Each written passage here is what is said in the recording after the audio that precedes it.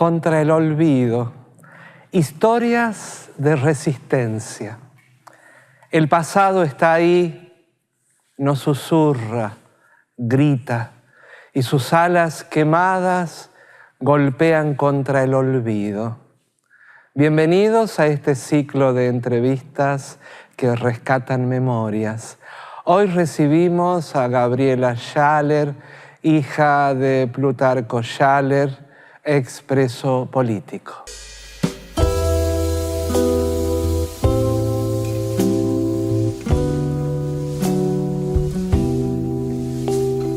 Ya se ven los tigres en la lluvia.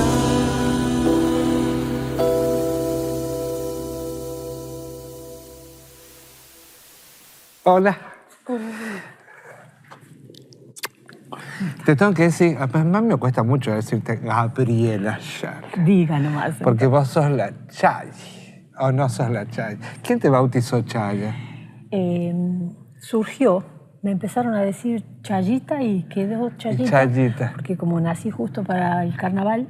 Ah, vos sos de las nacidas en carnaval. Sí. Mira, ¿y te gusta la Chaya? Sí, aparte muchísimos recuerdos de chica en casa, con las fiestas de carnaval, cuando se quemaba el muñeco, cuando se lo preparaba, las peñas en casa y siempre la Chayita que andaba por ahí. La Chayita. Sí. Como seguís andando por ahí. Y todos los que me ven de aquella época se acuerdan de mí por Chayita. Por Chayita. Sí. Vos sos la número...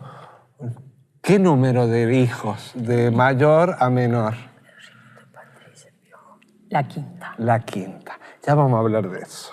Primero agradecerte porque estés aquí, que seas parte de este ciclo, porque muy atinadamente quienes pensaron este ciclo de entrevistas incluyeron las historias de las familias, o de algunas, y lo que ocurría en la dictadura con las familias, cómo vivían las familias.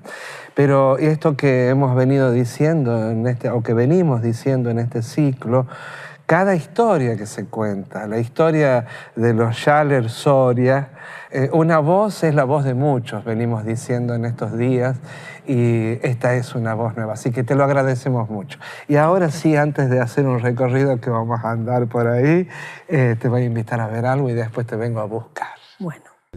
Desde ese momento, Angelelli me saludaba muy afectivamente y me decía el inventor. Y siempre me llamó el inventor. Y muchas noches, muchas veces, ya 2:30, 1, que más o menos cuando yo terminaba, me llamaba por teléfono. Inventor, vení, vamos a tomarte unos mates. Y me iba a la catedral, a esa hora a la cocina, y ahí estaba con varios curas tomando mate, y tomábamos mate a esa hora y charlábamos. Yo me di cuenta en algún momento que me tenía un respeto especial a mí. Con Tito al principio chocamos porque Tito era de un carácter regular. Era porteño, prepotente, testarudo, inteligentísimo, de una capacidad de trabajo increíble, convicciones políticas fuera de lo normal, ¿no? Que, dicho sea de paso, durante las horas de trabajo, él te iba enseñando de política. Esto del inventor, ¿sabes que cuando en estos días trabajábamos para este encuentro, el inventor y el origen, porque también en un momento a Plutarco en el diario va a Buenos Aires a perfeccionarse en algo del trabajo y la fotografía con unas máquinas. Pero después se dan que no tenían las máquinas. Tenían al hombre capacitado para el trabajo, pero faltaba la herramienta. Y la construye. Después, cuando compraron una, había que repararla. Entonces no estaban las piezas. Entonces inventaba las piezas. Y iba como pivoteando. Donde surgía un problema, ahí iba cambiando de roles y resolviendo, inventando. Como dicen los cubanos, resuelve. Resuelve. Resuelve. Claro, bueno, ya vamos a hablar de Cuba. Y en la vida dentro de la casa, el Plutarco, Igual. el Chacho, era igual. Era el reparador de todos. Sí, era el que se ponía con nosotros a jugar a las luchas, se vestía de la momia, rompía las sábanas de la momia en tiritas, hacía que lo envolvamos todo y jugábamos a la lucha. Me imagino la alegría de tu Jugábamos a la madre. escondida, pero no en casa, era con los chicos del barrio. Ah, porque tu casa aglutinaba Se chicos de venía, todos lados. nos juntábamos todos en casa y me acuerdo las carreras en los autitos karting que él ayudaba, que él se los hacía, hacer los barriletes con las cañas las y papel de cañas. diario, a ver quién hacía el barrilete más Más grande y el que mejor volaba. Y le ponían una lucecita que subía para arriba por el hilito y juntadas a la noche para hacer barriletes con luces, bueno, juntadas para hacer carteles, el olor a engrudo me trae, las reuniones en el patio para hacer los carteles. Y vos sabés que en esto de la memoria, yo cuando he ido a ver algunas de las películas que se han hecho, así como estos trabajos que están haciendo ustedes, vos sabés qué fuerte fue ver en las imágenes los carteles que yo me acuerdo que los hicieron que estaban casa. en el piso. Claro. Y verla a mi mamá, a mis hermanos detrás de los carteles, eso, ¿no? Fue impactante porque uno es chico y no dimensiona. Y esas sos cosas. protagonista de algo, sos parte de una historia que se está escribiendo y que luego se relata. Y que uno, en este caso, vos traes ahora en la voz del relato, todas esas historias. Han pasado cosas ahí, tu papá, el Chacho, hablando de Tito Pauletti, hablando de Enrique Angelelli. Y es una recurrencia en este ciclo, esos nombres, de los cuales seguiremos hablando. Pero ahora te invito a que nos vamos a otro lado. Bueno. Allá vos sabés que también en estos días se ha nombrado a Eloy López, ¿no? Y acá tenemos a la nieta del Eloy, a la Tevi, que... ¿Cómo están? Y yo las dejo ahí, después las vengo a buscar. Ok. Este es un pequeño regalito para el Chacho.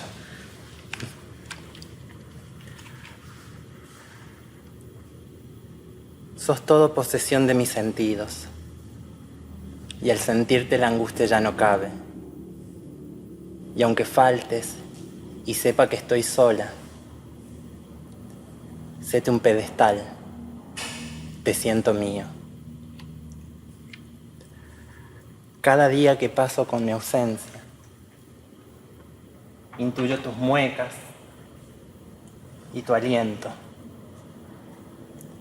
Acarician mi cuerpo y mi existencia. Todo anuncia que vuelves con el viento. Ya pasan los meses y los días, y son largas las noches de la espera. Y son tan largas que vuelven a sumarse. Y no lloro, pues sé que pronto llegas.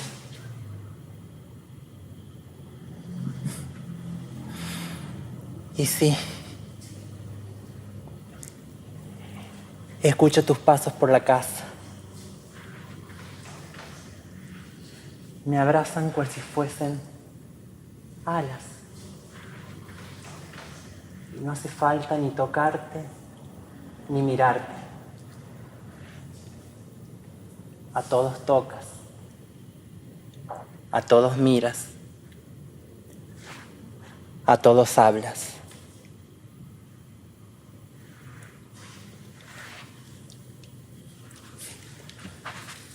Gracias. Espero que haya sido un mimo. Gracias, Tevi, querida. Gracias. Este poema es del año 77.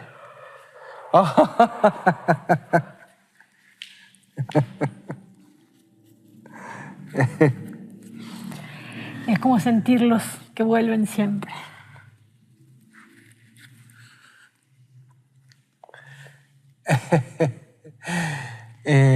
Claro que vuelven siempre, porque nunca se han ido del todo. Vámonos para allá, Vamos, sentarnos. vamos. ¿Vos decís que sos la quinta viniendo de arriba para abajo, me dijiste, Sí, o me equivoco? porque después de Oscar, que es el primero, hay uno que falleció. Ah, sí. Entonces, sí. por eso... ¿Y cuántos varones y mujeres? ¿Cómo es la historia? Somos 2 mujeres. Ah, y la mayoría changos. Sí. Ah, mira. Hay una... el otro día me contaste, pero estábamos tan contentos que estábamos charlando que yo me olvidé de anotar algunas cosas. Pero sí me acuerdo que... el Chacho, ¿a dónde nació Plutarco Schaller? Nació en Entre Ríos, En Entre Ríos. en Crespo. Crespo es un pueblito, digamos. Sí, es un pueblito pequeño, en ese entonces, más todavía, ¿no? Sí. Él nació ahí, él se crió en una colonia alemana. Siempre contaba que el director de la escuela era nazi y que cuando lo mandaban a la dirección, a veces, a hablar con el director, estaba la foto de Hitler atrás. ¿Ah, sí? Sí, Mierda. y había que saludar así, y los preparaban a los niños desde muy pequeñitos en la preparación física. Entonces hay Claro, mucha, toda la cosa de la educación física que era como tenía parte que de ser esa idea cultural, ario, ¿no? Ario, Claro, esbelto, claro, simétrico. claro. Y hay muchas fotos de su adolescencia, de su niñez, vestidos con esos enterizos de gimnasia blancos, Sí. que hacían piruetas humanas, ¿viste? Ah, sí, sí, sí, Que como hacían las torres humanas esas. eso. Así. Hay muchas fotos de eso, él se crió ahí. Mira, o sea que tenía, desde siempre tuvo una cosa física. Sí, él. sí. Además era una persona corpulenta. Mira, él a los 11 años tuvo un problema con su padre porque quiso agredir a su madre. Entonces él le puso una escopeta en el pecho al padre y le dijo que no le pegaba más a la mujer, ¿viste? Entonces, después... A su mamá, A su digamos. mamá, claro. Entonces, como pasaba siempre en esa época, la mamá se terminaba amigando con el papá y el que se fue de la casa fue papá. Así que él se fue de su casa a los 11 años y de ahí empezó a hacer su vida. O sea, que se rebeló a la cultura que le inculcaba, que era el nazismo. De muy pequeño se rebeló al machismo padre. que vivía, a la violencia que vivía en el hogar. Y vos sabés que solo hizo 4º grado. Eso te iba a decir. Esto lo obligó a dejar la escuela. Sí, sí. Papá hizo 4º grado nada más.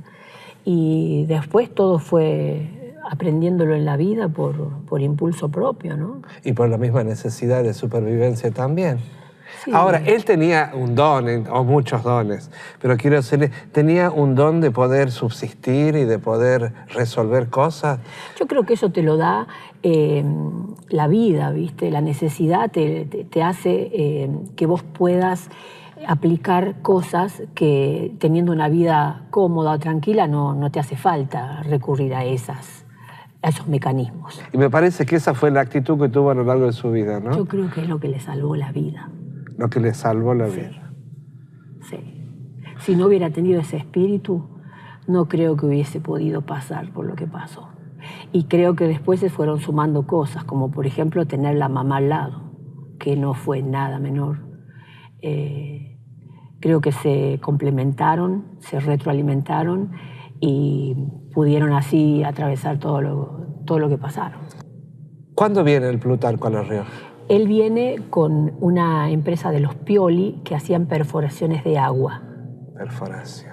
Entonces, él hizo todas las perforaciones primeras de La Rioja con la empresa de los Pioli. ¿Viste? Sí. Y ahí se quedó a trabajar en el corralón de los Pioli. Sí. ¿Viste? Sí. Y ahí donde la conoció a la Ahí mami. la conoce, bueno. Ahí la conoce a la Angélica Soria. ¿Quién era la Angélica Soria? La mami es cordobesa. Ella Mira. nació en Córdoba. Como mi mamá, mira. ¿Viste? Cordobesa. Nació en Córdoba. Era una familia numerosa y de muy chiquita la mandaron. Vino a La Rioja, nació en Córdoba, vino a La Rioja y de La Rioja la mandaron de nuevo a Córdoba para que la críen unas tías. Que se estilaba en esa Sí, época. porque al ser tantos hijos, Claro, había que ayudarse con los parientes. bueno, y la mami le dicen chacha porque era la chachita, la chiquita, La chiquita. Bueno, vos fijate esa concepción. Como era la chiquita, tenía que tener todo chiquito, entonces le ponía los zapatos chiquitos, todo, y le han hecho unos juanetes que le han matado toda la vida. Y tu mamá no era para nada chiquita. No. Pero le dolió mucho a mamá ser el hijo que te mandan para que te críen en otro lado. Me imagino. Eso ella cuando lo contaba con ese dejo de... Mira, mamá era una persona con un espíritu increíble. No era nostalgiosa como el papi. ¿Tu papá era nostalgioso? La chacha no. No. Mamá nunca tuvo depresión. Nunca. Ni en los peores momentos. Mamá siempre estaba bien de ánimo. Y papá tuvo serios problemas con la depresión. Y cuando mamá contaba, viste, cosas que vos las pensás que son tremendas. Dolorosas, profundas. Las contaba y a lo mucho te hacía un gesto así como diciendo, sí, eso viví, pero no se le escapaba una lágrima. Pero como que no tenía una cosa ahí. Yo tengo esa imagen de una mujer muy fuerte, ¿no? Pero no importa, sigamos. Ahí se conocen. Sí. Y se casan, se enamoran. Pero mamá era menor. Tu papá era re churro, ¿no? Sí, mamá era menor de edad. Claro, tu papá le llevaba unos cuantos años. 11 años. Claro. Y entonces no se podía casar, porque él era mayor, tenía que tener permiso del padre. Claro, y eso entonces, se hacía con el juez. Don Soria Bravo no quería saber nada con entregarle a la nena, menos que venía de otro lado. Otro. Bueno, entonces se casaron por medio de juez de menores. Ella hizo la escuela normal de maestras, sí. Entonces terminó estando casada y comenzó a ser maestra ya estando casada. Claro, ella trabajó siempre de maestra, sí. ¿no? Eran como medios gitanos dentro de la ciudad. No tenían vivienda propia, entonces tenían que vivir donde les prestaban o donde podían alquilar. Entonces por eso es que andaban de un lado para el otro. Claro. Hasta que después se anotaron en un plan de vivienda y les pudieron comprar su casita de barrio en el barrio ferroviario. En el barrio ferroviario. Ellos también tuvieron que vivir un tiempo en Anjullón. Ah, ¿en Anjullón? ¿En qué época? Antes que el papi trabaje en el diario. O sea, en los 60. Claro. ¿Y en Anjullón qué hacían? En Anjullón el papi consiguió la casa parroquial. Sí. Estaba la iglesia, sí. Y al ladito había una casita que donde vivía el cura. Bueno, ahí vivían. Hasta ahí nació el Piojo. Ah, mira. Y ahí el papi empezó a trabajar en el diario. Y se venía en su moto todos los días de Anjullón al diario y se volvía. ¿Por la Cuesta Vieja? Por la Cuesta Vieja, señor. Bueno, ahí vamos a entrar. ¿Cuándo aparece el diario El Independiente en la historia de los Schaller Soria? Porque es la historia de los Schaller Soria, sí. La que estamos contando. Mira, yo aparecí después que el diario. Sí, vos sos más joven que el diario, claro está. Pero sí te puedo decir que yo creo que a la historia de los Schaller Soria el diario fue una cosa más, porque imagínate, ya en Anjullón ellos estaban haciendo cosas, eran personas y tuvieron la coincidencia de encontrarse con otras personas con esa capacidad de proponerse y hacer cosas distintas, de cambiar lo establecido. En Anjullón llevaron una orquesta para que toque para la gente de Anjullón. Gente que en su vida había visto lo que era un cello ni un... La orquesta donde andaba Moyano y toda esa gente seguramente sería, porque se movían en esos años 60. Y papá le sacaba fotos a gente del pueblo llorando al escuchar Claro, en su vida habían escuchado esto. Yo quiero que esto lo recordemos, porque el diario El Independiente no solamente fue un diario, fue una usina de cultura. Sin proponérselo ellos, me parece. No sé qué pensás vos, pero digamos, había cosas que trascendían el trabajo estrictamente editorial.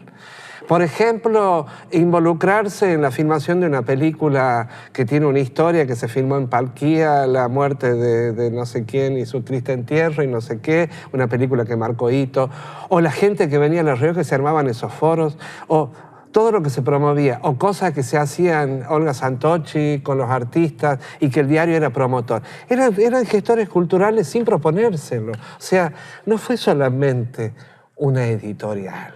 ¿Sabes cuándo me di cuenta yo de eso? Una vez cuando tuve que presentar el libro de papá, Sí, tenía que leer su currículum sí. para mencionar algunas cosas. Al currículum había que dedicarle un capítulo especial.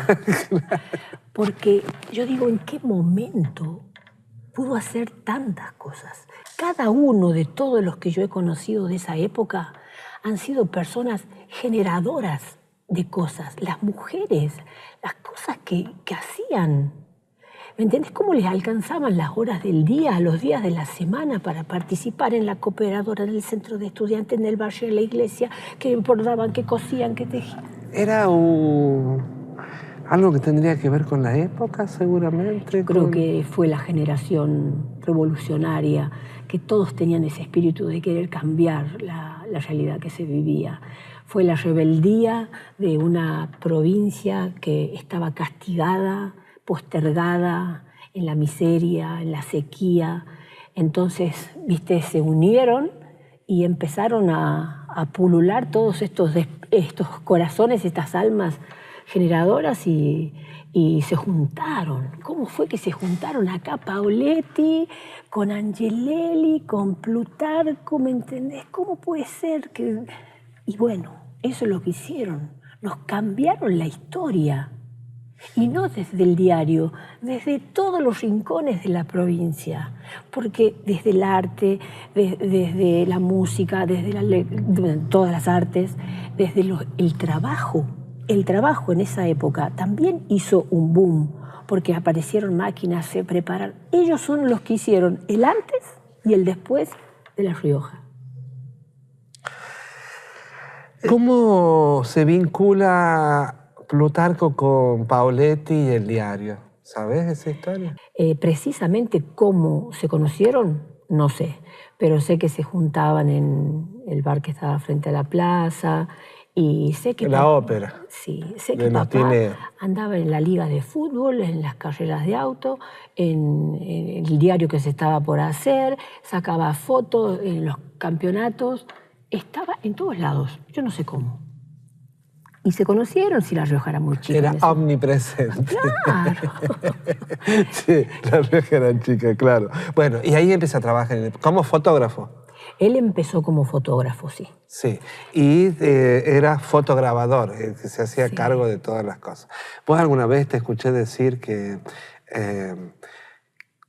no había horario, que la vida de la gente, de tu papá y la gente del diario, y sobre todo el trabajo de tu papá, era un trabajo sin horario, ¿no? Sí, pero era de mamá, era de mis hermanos, la vida era así, porque tenían el trabajo, lo que hoy conocemos como militancia, la acción social, ¿no? Porque lo que se hacía de ir a pintar escuelas era acción social, o participar de la cooperadora de la escuela, o participar del centro de estudiantes, todos. O la parroquia, que era un centro de...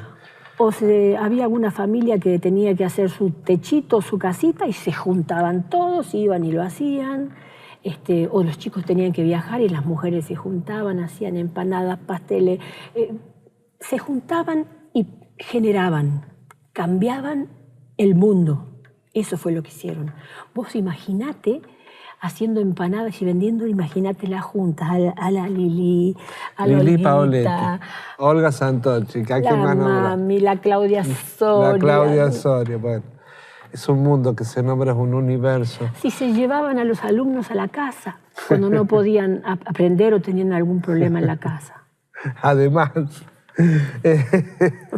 ¿Quién cocinaba en tu casa? ¿El que podía? Había un cronograma de había una organización. ¿Sí? El que mandaba era el más grande. Ese es el que tenía el poder, mando, digamos. Sí. El malo. Y si no estaba, el que seguía. Y se respetaba por orden de aparición.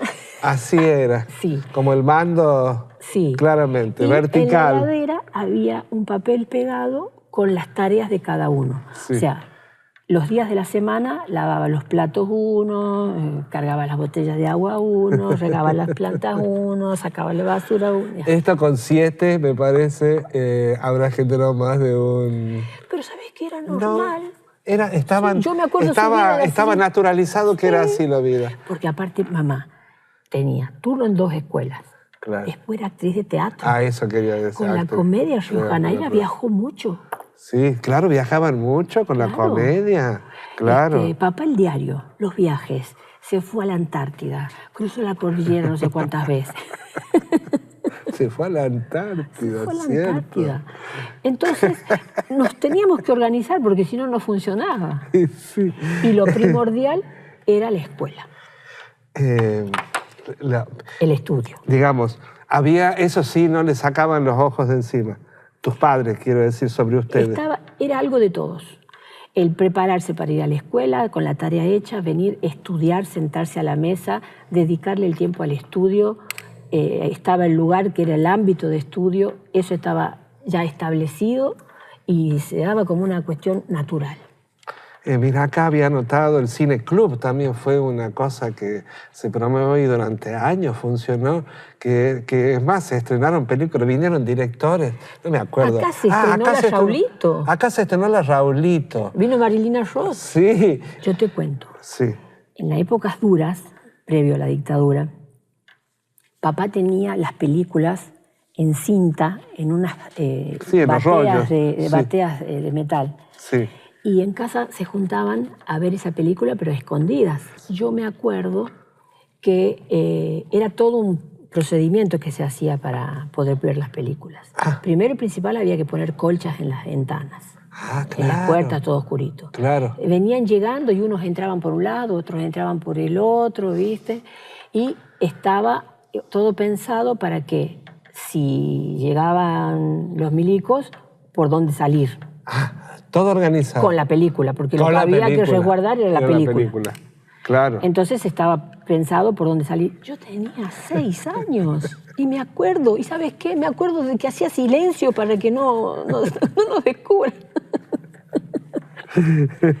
Y me acuerdo de la película, todos sentados así, ¿viste? No había sillones. Sí, claro, no podían, estaban sentados. Todos sentados mirando atentos, claro. Después de la película, el debate.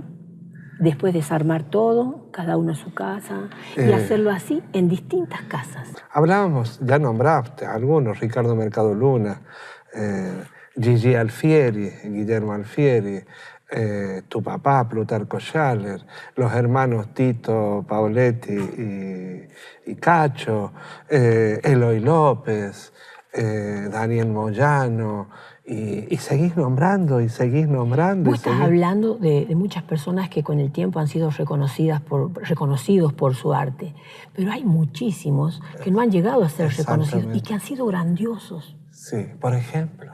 Ay, Lili no ha escrito un libro. Bueno, claro. ¿Me entendés? Lili Santochi. Pero Lili ha sido un referente. Claro, una referente. Exactamente, Lili siempre ha tenido una calidez humana, siempre ha sido la gallina con los pollitos. Totalmente. Cuando había dudas, todas se dirigían a Lili. Todas se dirigían a Lili. Sí. Era la que estaba como la que tenía... La lucidez, o la que te asentía, o la que te tenía que dar el guiño para decir, por acá sí, por acá no. ¿Me entendés? Se juntaban y charlaban. Y lo que generó Lili después, ya antes de morir en Buenos Aires, fue una mina que generó toda su vida. Toda su vida. Con los exiliados, con los desaparecidos, con los presos que tuvo La Rioja, que los hombres generalmente eran, porque sí, claro. El machismo que había se consideraba que los hombres eran los hacedores de las cosas. Entonces, en la mayoría de los casos fueron las mujeres las que quedaron a cargo de las familias y de los presos y los desaparecidos, porque había que buscarlos, porque había que visitarlos, porque había que cerciorarse de que estuvieran vivos, de que los hijos lo vieran, de seguir yendo a la escuela con los hijos. A mi mamá, por ejemplo, la dejaron cesante en sus cargos de docente por tener el apellido Schaller. Claro. Y tenía 5 hijos. Exactamente. Entonces, yo creo que esto de... primero se tomó como víctimas a los muertos que aparecían ensangrentados en los diarios. Después se incorporó a los desaparecidos como víctimas, porque la evolución de la aceptación de lo que pasó fue llevando a que se lo incorpore al desaparecido como víctima. Después se los incorporó a los presos como víctimas. Y yo creo que el proceso que vivió la sociedad con los juicios de lesa humanidad, Sí, hizo tomar plena conciencia de que en realidad todos fuimos Exactamente. víctimas, porque ahí se escucharon los relatos de las familias que también fueron víctimas de cosas atroces. Lo que eran los allanamientos en las casas que estaban sin los hombres, en algunos casos sin hijos, sin tíos, sin abuelos, porque ya estaban presos o desaparecidos, eran crueles, terroríficos. Nosotros hemos atravesado en lo personal 5 allanamientos, pero los allanamientos eran algo cotidiano en las familias de La Rioja, sobre todo donde estaban las mujeres solas. Y al otro día del allanamiento brutal había que ir a golpear puertas del regimiento y comisaría para preguntar si es que estaba ahí tu familiar. exacto. Había que tener ovarios para poder hacer eso. Totalmente. Siempre las mujeres, ¿no? Yo no creo que te pueda decir lo que fue para nosotros. Yo te puedo decir lo que fue para todas las familias, porque todos pasamos por lo mismo. Primero, la incertidumbre, porque te venían a los golpes con 3 Unimog llenos de milicos, se te subían por las tapias, por los techos, golpeaban a todos, tiraban todo al piso, amordazaban, vendaban a uno, ataban de manos, se lo llevaban y no te decían a dónde ni por qué. Entonces quedábamos los familiares sin saber a dónde ni por qué. Entonces al otro día salían las mujeres, yo he ido con mi mamá y mi hermana muchas veces, y nos encontrábamos con otros familiares de otros presos, de otros desaparecidos, que nos cruzábamos haciendo las mismas cosas. Planificábamos hacer tal y cual cosa mañana. Nos pasábamos la información que teníamos cada uno, por ejemplo, che, se lo llevaron a tal, lo chuparon a tal, se alcanzó a ir, vos ya fuiste a averiguar en tal lado, en tal otro. Y sabés que yo hoy lo veo de adulta y digo, con qué templanza lo hacían. Era como que sabían que estaban luchando contra un enemigo y que tenían que actuar de una manera consciente. No ponerse loquito, llorar, patalear, porque no se iba a ganar nada. Entonces se planificaba, se organizaba, la solidaridad que se generaba entre las familias para poder conseguir información. Por ejemplo, hubo un hecho que nosotros no sabíamos dónde estaba. Papá estuvo 1 año y 1 mes desaparecido, porque él era de los rehenes del Mundial. Claro. A Plutarco lo detienen la noche del 23 de marzo de 1976 del diario. Y luego hubo en el Mundial, se tomaron rehenes, varones y mujeres, y la mayoría durante 1 año estuvieron en condición de desaparecidos porque se negaba la existencia o dónde estaban.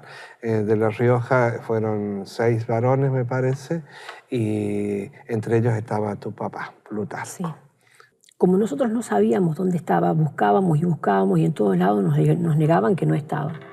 Entonces, una vez recuerdo que fuimos, nosotros no teníamos auto, teníamos un jeep, pero auto no, pero fuimos en un auto que se ve que era de otro familiar y fuimos por el camino de atrás. ¿Te acuerdas? Por donde se llegaba a la cárcel. Sí, sí, por sí. el camino de atrás. Sí, sí. Y me acuerdo que nos subimos los chicos arriba del techo del auto y queríamos ver por las ventanitas esas que se veían a lo lejos, queríamos saber si estaban o no estaban.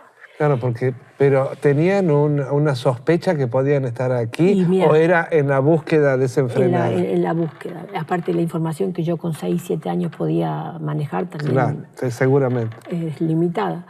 Pero me acuerdo que en un momento estaba mi hermano parado arriba del auto y de adentro de allá del pabellón Sí. se escucha un grito.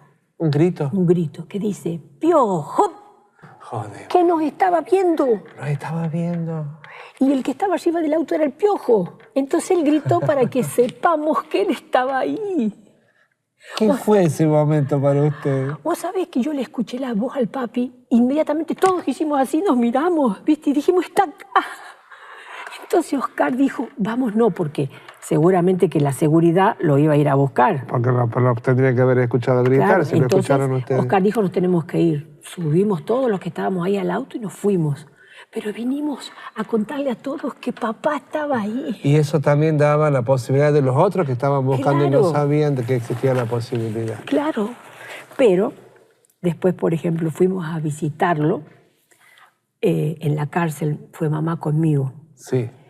y siempre lo negaban. A partir de ese hecho fuimos con la certeza de que estaba ahí. ¿Y lo siguieron negando? Y sabes que el tipo nos dijo que no podía recibir la visita porque estaba en celda de castigo. Ah, Entonces, la mami me dijo, Chayita, llorá, me dice. llora. Llorá. Tu mamá actriz. Y yo, ¡guau! ¿Para qué te dijeron? Armaste un escándalo. Sí. ¿Y eso qué generó? Y no, el tipo fue, entraba, parece que consultaba, iba, venía. Está llora la niña. Claro, pero en esa oportunidad no nos No. dio resultado. ¿Sabes cuándo nos dio resultado? Cuando el papi lo torturaron y lo tuvieron que llevar al hospital, que estuvo preso en el hospital. La tortura acá cuando estuvo Sí, de rehén. Sí. ¿Y ahí que les comunican que estaba No. mal? No. No sé cómo nos enteramos que estaba... Ah, sí, ya sé por qué nos enteramos. Que estaba en el hospital por un médico. Y que estaba vomitando y orinando sangre hace 15 días. De los golpes recibidos. Sí. Entonces fuimos al hospital a exigir que nos dejen verlo. A exigir. Plena dictadura. Una mujer sola. A exigir que le dejen ver el marido. Decime ese pedazo de mujer.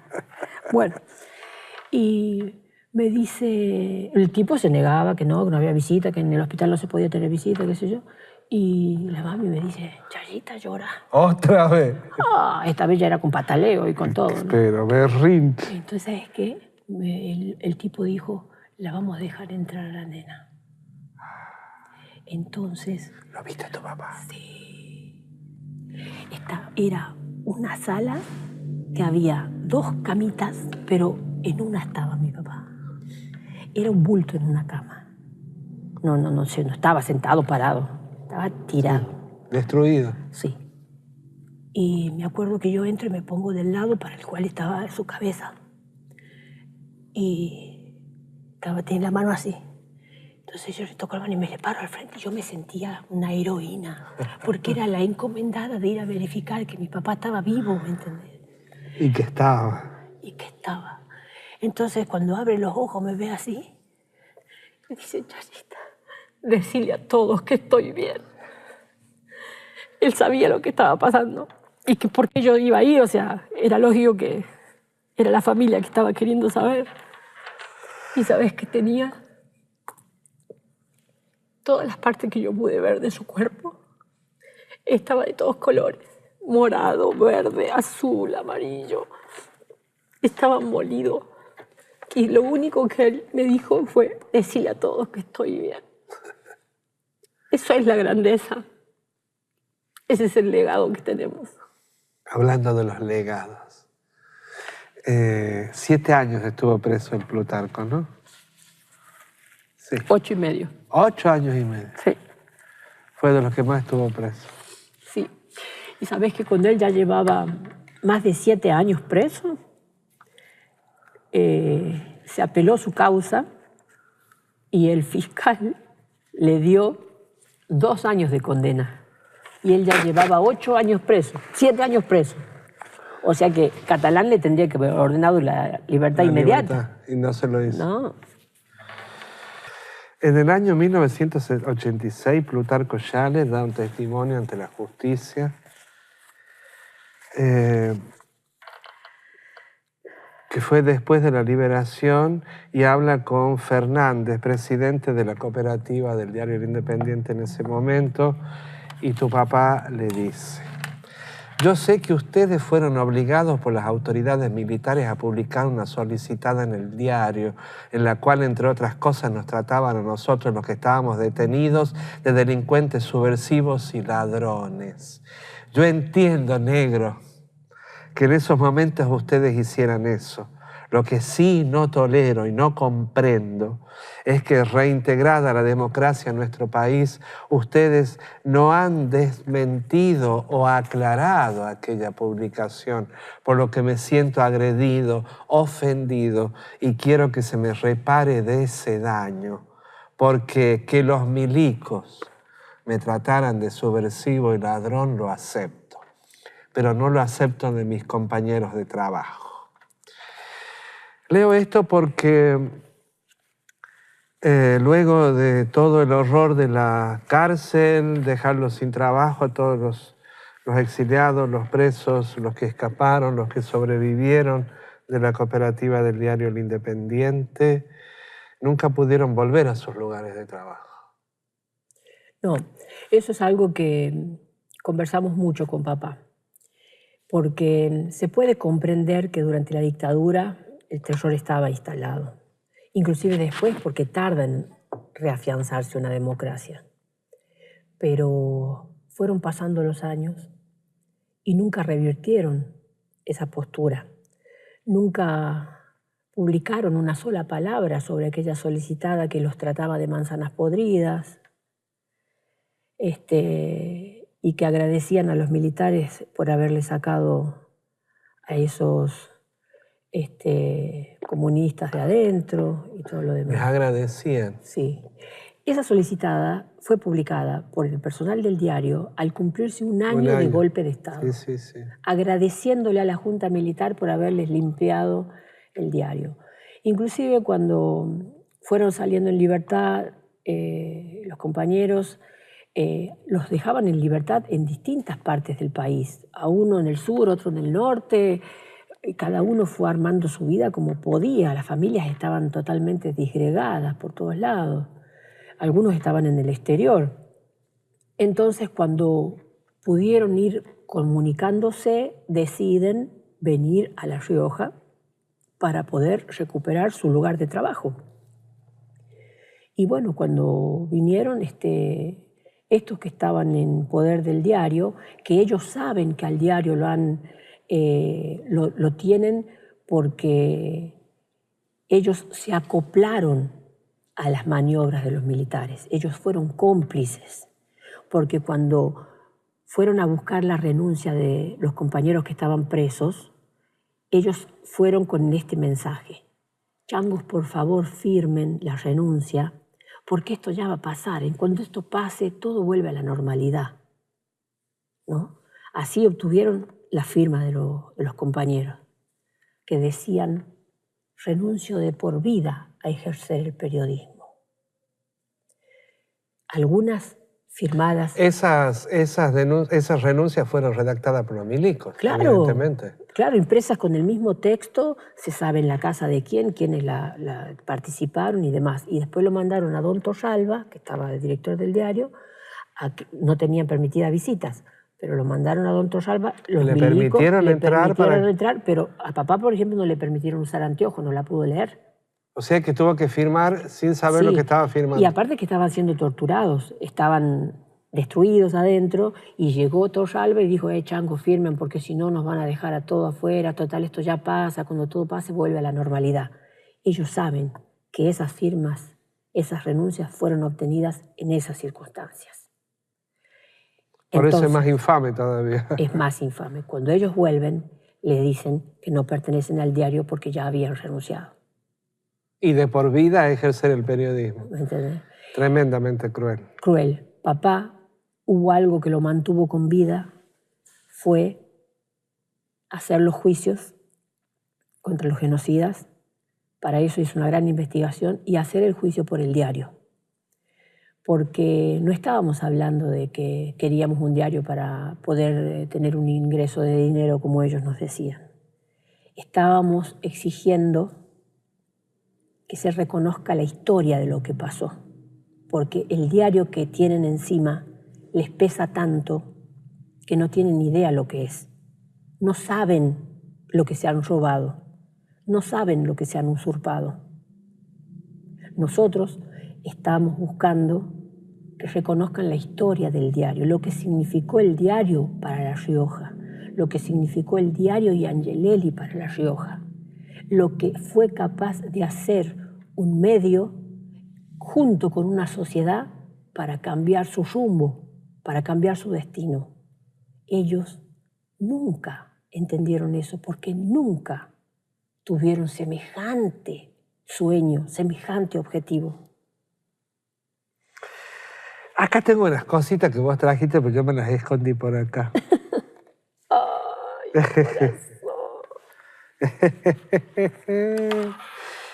La Chacha, la Angélica Soria, ¿esto lo empezó a hacer en Cuba? Sí. Mira, mamá, ella siempre aportó con sus manos todo lo que pudo. Su entrega fue en la labor y con su docencia. Cuando estuvo en Cuba, fue a trabajar en los talleres de ancianos. Les enseñó folclore y les enseñó tango, a cantarlo y a bailarlo. Y decime vos, en sus ratos libres, decidió hacer muñecas con residuos de las fábricas. Porque en Cuba estaban en pleno periodo especial. Claro, no No tenían había nada. nada, ni luz, ni nafta, ni comida, ni nada. Entonces ella no tenía una mercería para ir a comprar y hacer como cualquier modista. Entonces se iba a las fábricas y pedía esos trapitos que sobran, ¿viste? Cuando hacen en las fábricas de ropa. Entonces ella decía que eran sus muñecas con alma de alambre y trapo. Pero no, hizo una muñeca, hizo otra y le empezó a hacer gestos. Le empezó a poner, bueno, esta tiene un gesto. Por ejemplo, esta tiene un gesto como frunciendo el ceño, está como frunciendo el esa ceño. es una colla. Esta es una colla. Mirá, sí, es claro, una colla. Claro. Entonces, Sí, cuando verdad. logró hacerle gestos y personalidades, empezó a armar como escenografías con los personajes. Por ejemplo, Y ahí los mostraba. después lo nombró, el primero creo que fue Barrio Trapo. Porque acá Entonces, le puso un nombre cuando la trajo a la... Fueron distintas, fueron como 5 o 6. Sí. Estas muñecas pertenecen a la colección de mujeres latinoamericanas. Mujeres latinoamericanas. Esta es mexicana, supongo. Claro, porque, me imagino. Y además entonces y la caracterizaba. Claro. Entonces, a cada mujer latinoamericana, aparte de hacerle la vestimenta típica, buscó en la historia de cada país mujeres referentes de la lucha de cada país y estaba en la escena, la muñeca, la historia de las mujeres, un poema dedicado a esas mujeres, la música apropiada para eso, de toda Latinoamérica. Y estas son las fotos que sacaba tu papá, ¿no? Las diapositivas fueron una herramienta de educación increíble, ¿no? En su tiempo. Yo me acuerdo, Monseñor, siempre volviendo a Angelelli, ¿no? En su pastoral se hacían esos audiovisuales para llevar a los barrios y llevar a la gente, y se armaban con fotos que me imagino que aportaban todos, tu papá y todo el mundo aportaría fotos de donde sacarían. Y Olga Santoche armaba los audiovisuales. Y yo ya andaba culillando en esa época.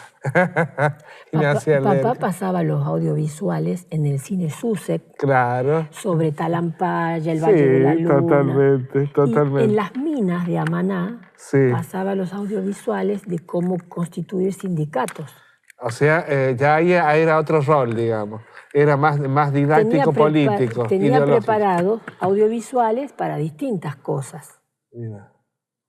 ¿Y sabes qué es por qué yo te traje las diapositivas? Porque el método de trabajo es lo sorprendente. Papá dejó un archivo de diapositivas que yo todavía no lo he podido conocer completo. Ah, ¿no? Porque para cuidarlos bien, para que no se humedezcan y perduren, papá los ha guardado en unos sobrecitos así, con un papel manteca especial. Claro, envoltitos así como tipo película. Todos. Tengo miles. ¿Qué vas a hacer con todo ese archivo? Mira, Y a cada uno le puso La clasificación. la clasificación, a qué pertenecían, las familiares, las políticas, de cada cuestión. ¿Entendés? Entonces, hoy en día estas diapositivas están en perfecto estado de Está conservación. perfecto, esto lo podemos ver tranquilamente ¿Y cualquier sabés día. que está su proyector? Sí, me dijiste. Mirá esa foto. Esto es el dique, me parece. Por lo que ¿Viste? estoy Acá está el arco de la entrada de La Ah, Rioja. eso, lo quería mostrar. Porque hay Mira, una foto. Esto era La Rioja. La entrada Por a La acá Rioja. entrábamos y salíamos de La Rioja por la vieja Ruta 38. Esta foto es hecha por el Plutarco. Mira, esta foto, ¿Y esa foto? es una foto que participó de un campeonato de fotografía y tuvo un premio. ¿Esta foto tuvo el premio? Sí, Ah. este es mi hermano, Ah. Oscar, con la pelota, Ah. por ejemplo. ¿Y esto? Esta foto se hizo un campeonato de atletismo en La Rioja y este muchacho no era de acá, él es el que ganó. Y ahí le entregaron el trofeo, en un cardón. En mirá. un cardón, sí. No, ya hay una foto acá que me Mirá, encanta. buscando agua. Ah, eso, esa. Y acá, bueno, acá el Esa Plutarco fue la- grande. Ya, Esto ya al más final con cerquita. la... Mira, yendo a una movilización, en un camión. Yo te traje estas No, fotos hay porque, tantas, podemos parar ahora. mirá la mirada que él tenía. Claro, porque además esto, las niñas con el agua recién, Mirá las imágenes. los hombres que van, la gente en su Mostrando vida. la pobreza, la simpleza, la postergación. Bueno, esos eran sus... ¿Y Esa estos soy son? yo con la Oh. muñeca. Mira, tu mamá casi te hace como una muñeca, mira. Esa foto me Ay, la por sacó mi papá favor. y debe haber sido la única muñeca que me ha regalado en la vida. Sabes que yo la Es que en recuerdo. esos años no había tanto para tanto. Sí, mira, esta foto se la sacó a mi mamá cosiendo en la máquina. ¿Esta es la chacha? Sí. ¡Ay, qué linda! Bordando, Sí, haciendo. sí. Los va a ver para alguno de Sí. ustedes, capaz. La casa de los Schaller, luego de la cárcel en Buenos Aires, era la casa donde llegaban todos los que salían de las cárceles, ¿no? Sí, sí. Ahí era el primer refugio. Sí, había presos por toda la Argentina. Sí. Cuando empezó la época de dejar tandas en libertad, con libertad vigilada, Sí. los dejaban en la puerta de la cárcel y a arreglarse como sea, ¿no? Y los dejaban- Imagínate que lo dejaran en Rawson, a un riojano o a un santiagueño. Entonces, los familiares nos organizamos y hablamos. En Rawson había 2 hoteles, uno muy lindo y uno muy pobre. Sí. Nosotros hablamos con el pobre. Con el pobre, como corresponde. me imaginé como corresponde. Y dejamos un sobre con dinero y con información de qué tenían que hacer cuando salieran.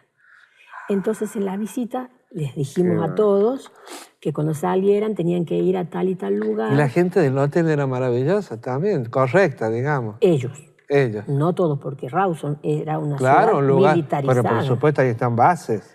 Sí, pero también hubo una gran resistencia popular en Rawson. Tiene una historia muy importante de lucha Rawson. Sí, sí, lo sé. Bueno, entonces dejamos esa información ahí. Entonces todos los presos, eso se fue implementando en todas las cárceles. Claro. En la de Coronda, en Sierra Chica, en La Plata, en todas. Entonces, como en Buenos Aires estaban los organismos de derechos humanos, a todos los hacíamos ir a Buenos Aires. Entonces, en Buenos Aires Claro. los recibíamos en casa, por casa pasaron tantísimos de presos políticos. Entonces, como todos trabajaban y todo, ¿quién los llevaba por los organismos? Yo. Vos, que eras Sí, jovencita. yo tenía 14 años, Claro. 13 años. Entonces, los llevaba al MED, el Monumento Ecuménico por los Derechos del Hombre, Sí. a la Liga, A la Liga Argentina, a la al PDH, CELS, al al CELS. CELS, a la Cruz Roja Argentina y a la Cruz Roja Internacional. ¿Por qué? Porque cada uno de estos organismos les daba algo Claro, diferente. claro. Me acuerdo que en la Cruz Roja, por ejemplo, era un galpón inmenso con unos cajones con ropa. Claro. Entonces, ellos buscaban 1 o 2 muditas para poder tener Para hasta tener llegar a a tu su casa. casa. Pero había muchos que ya no tenían casa. O se le habían muerto los padres, o se habían separado de las mujeres.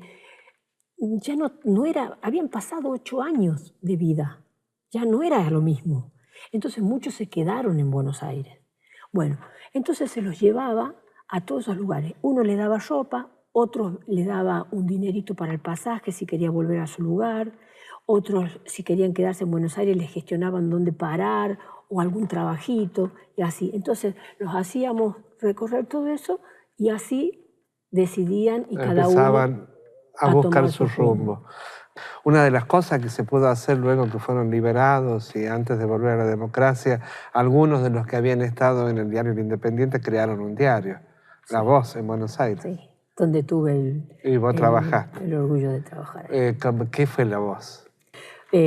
Por supuesto que la experiencia no fue lo mismo, no eran circunstancias totalmente diferentes, pero fue como la lucecita que pudimos ver en ese momento que se vivía en la Argentina, inclusive mediáticamente, en cuanto a los medios de información, fue la lucecita que nos permitía leer en papel algo distinto, algo más parecido a la realidad.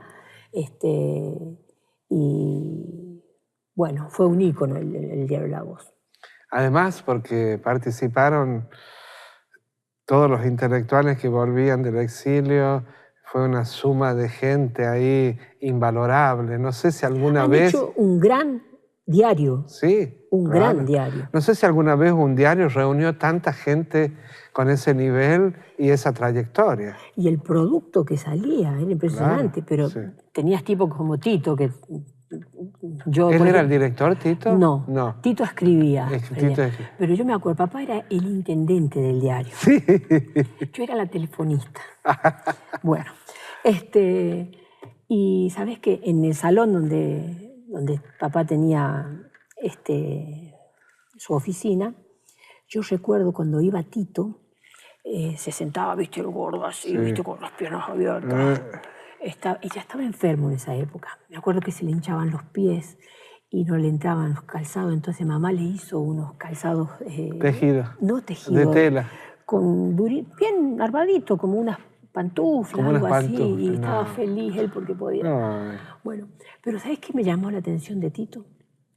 Tenía todos los diarios ahí. Sí. Y él tenía muy manejada la práctica de la lectura veloz. Sí. Él te abría el diario, hacía tac, tac, tac. Y ya sabía todo lo que decía. Tac, tac, tac, tac, tac, tac. Y vos te ponías a charlar con él. Yo no, pero vos lo veías que charlaba. Y él ya sabía la editorial de este. Entonces, hacía la suya.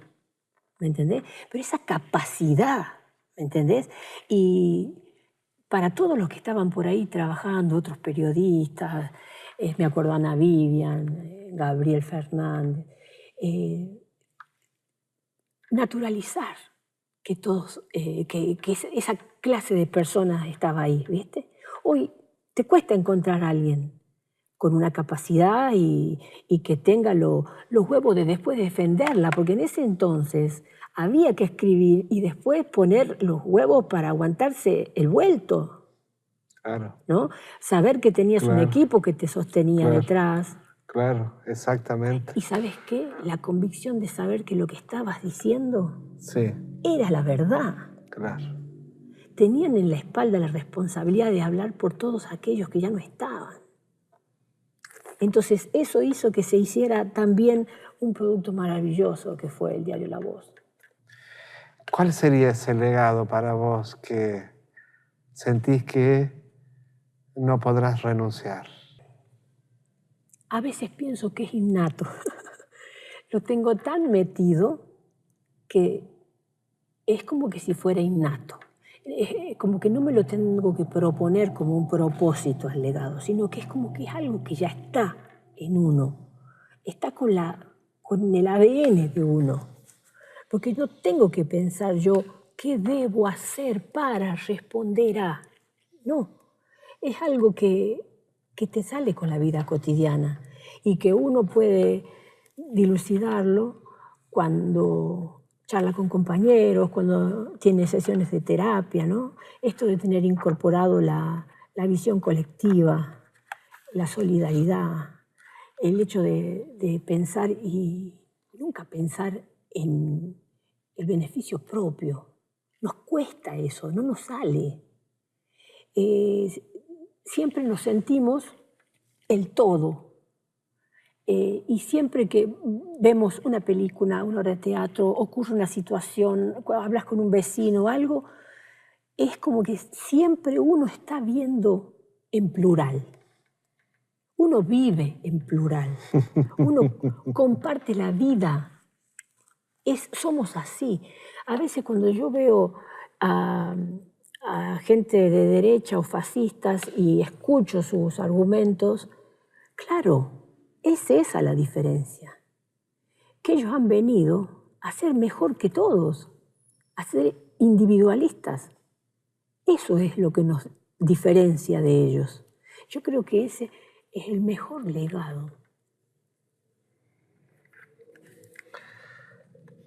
Muchas gracias.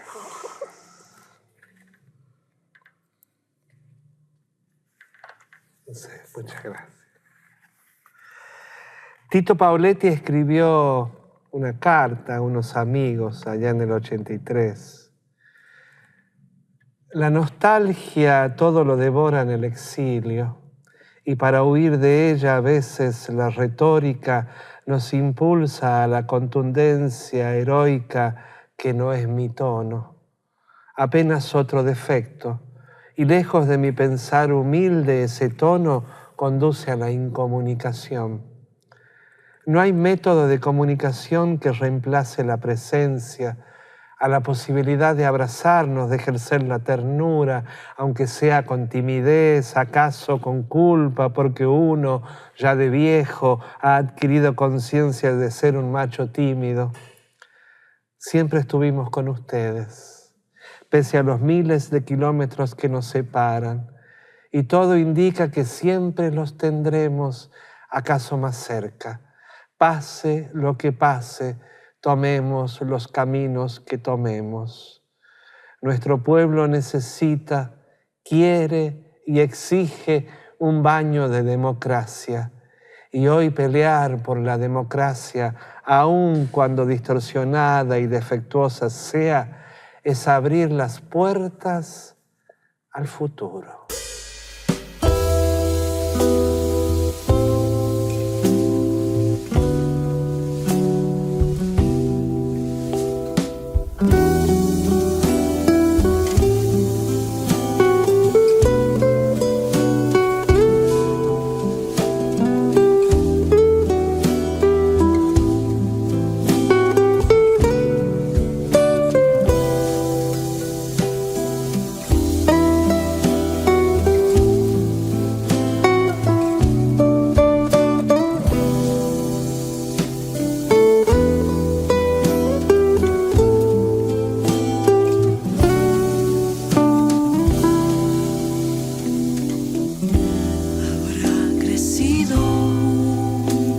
En el nogal, la luz habrá tiznado gente sin fe, y esta botella se ha vaciado también.